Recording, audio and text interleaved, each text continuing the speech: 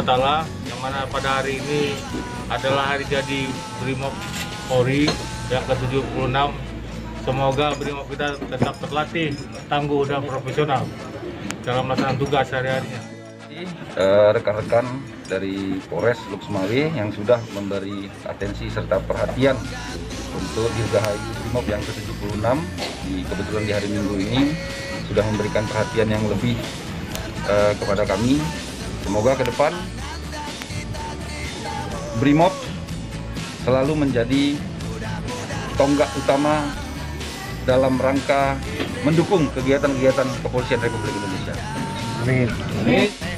Selama-lamanya